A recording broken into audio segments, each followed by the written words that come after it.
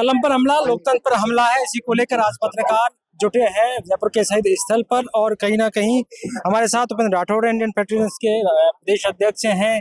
किस तरह से जैसलमेर में आपको एक हमला होता है, कलेक्टर की कार्रवाई होती है, आपने कई प्रशासन से मिलने की कोशिश की, लेकिन किस तरह से देखते हैं पत्रकारों के पास संसाधन कम होते हैं, तो इस तरह से हमला लगातार आप इस बात कर रहे हैं। बेसिकली हम जो आज एकत्रित हुए हैं, पत्रकारों पर प्रशासन की आड़ में जिस तरह का कुठाराघात किया जा रहा है, उस कुठाराघात के विरोध में पत्रकारों पर झूठे और बनावटी मुकदमे जो दर्ज हो रहे हैं, उसके खिलाफ हम सभी साथी यहाँ एकत्रित हुए हैं। मुख्यमंत्री महोदय और मुख्य सचिव महोदय को आज इसको लेकर के हम एक ज्ञापन सौंपने जा रहे हैं। इस तरह से आपका होटल था, कब कितने टाइम हो गए, बहुत लंबे टाइम से वो चला रहे थे, फिर भी अचानक से इस तरह का हमला, क्या इसके पीछे कोई कारण था? मेरी जिंदगी के 22 साल इस रेस्टोरेंट को खड़ा करने में लगे। आप सभी जानते हैं कि मात्र पत्रकारिता से आप अपने घर की आजीविका नहीं चला सकते। आपको कोई न कोई साइड बिजनेस या आपको कुछ उद्योग अपने परिवार को पालने के लिए, अपने बच्चों को पालने के लिए आपको चलाना ही पड़ेगा। जब से पत्रकार सुरक्षा कानून की मांग उठी है पिछले 6 सालों में, पहले आप देखते हैं कि पत्रकारों पर सीधे हमले होते थे, कोई गुंडे आकर हमला करते थे, किसी के इशारे पर राजनीतिक कार्यकर्ता हमले करते थे। आजकल उसका रूप बदल चुका है। आजकल सिस्टम सीधे तौर पर वार नहीं करता है, अब वो पत्रकारों की आजीविका पर वार करेगा, चाहे वो कितनी ही वैध क्यों नहीं चल रही।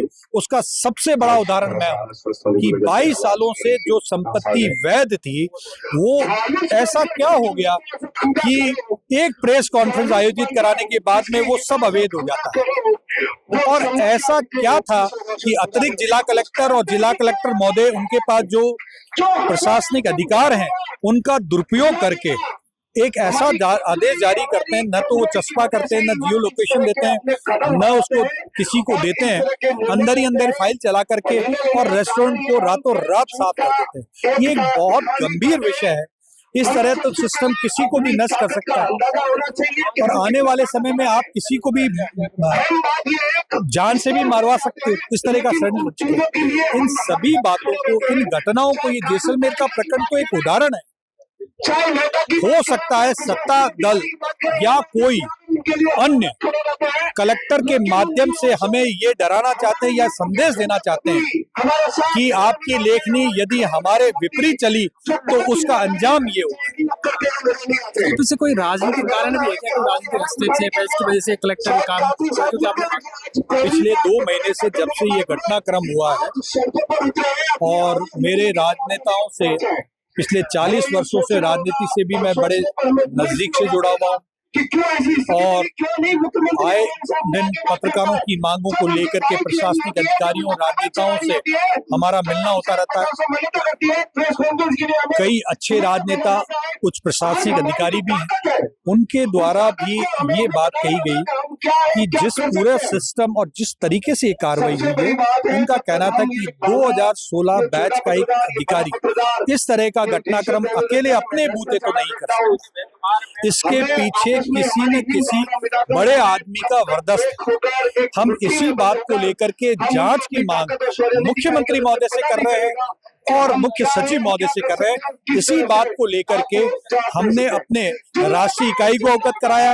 उन्होंने 4, 5 और 6 अप्रैल को नई दिल्ली में प्रेस क्लब ऑफ इंडिया में हमारे पूरे भारतवर्ष के प्रदेश अध्यक्षों को, महासचिवों को वहां एकत्रित किया है और एक टीम बनाई है जो मुख्यमंत्री प्रधानमंत्री कार्यालय से भी समय ले रही है और उस घटनाक्रम को हम वहां भी पहुंचाएंगे और वहां भी यही मांग हम रखने जा रहे हैं। आपने जैसलमेर में भी प्रदर्शन किया, वहां कलेक्टर के पास मुझे कलेक्टर मिलने नहीं आए, क्या कोई बातचीत वहां हुई?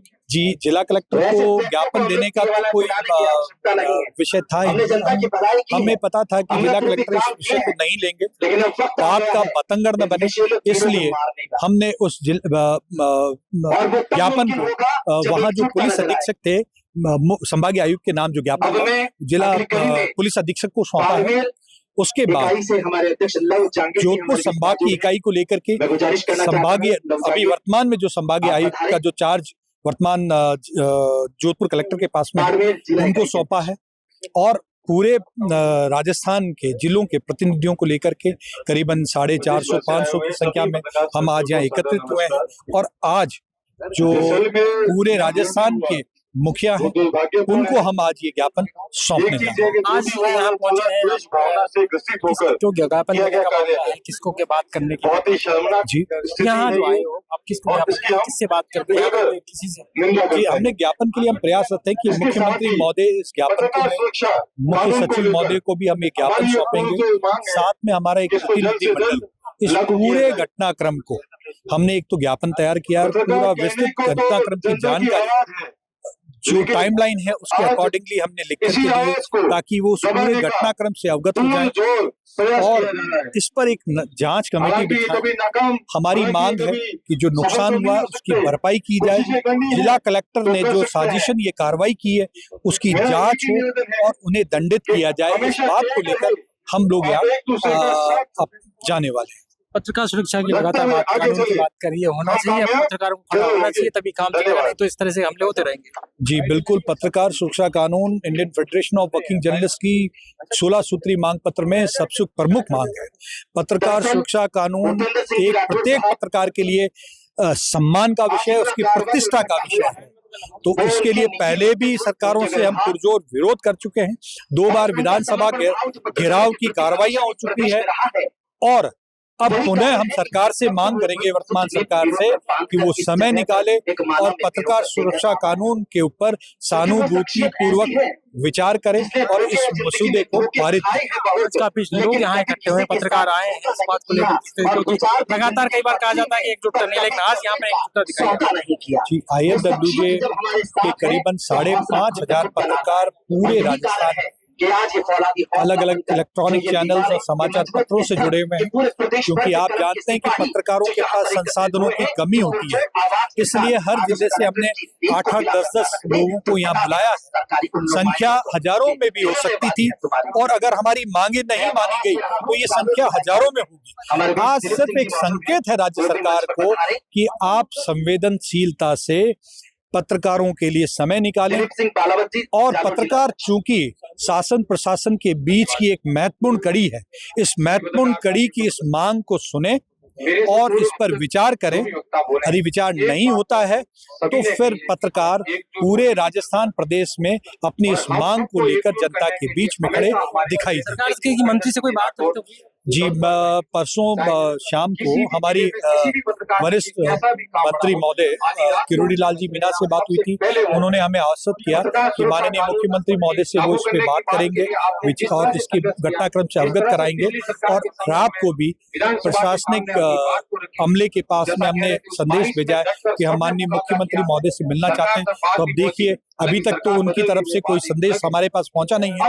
हम प्रतीक्षा रखते हैं कि वहां से कोई प्रतिनिधि आए और हम मुख्यमंत्री महोदय तक पहुंचे और अपनी बात रखें। देखिए, हमारे साथ ये थे उपेंद्र राठौर, ये इंडियन फेडरेशन ऑफ जर्नलिस्ट के प्रदेश अध्यक्ष हैं और कहीं ना कहीं इनका जो जैसलमेर में होटल था जो लगभग 22 साल से चला रहे हैं, आजीविका का साधन था, उस पर प्रशासन ने कार्रवाई की।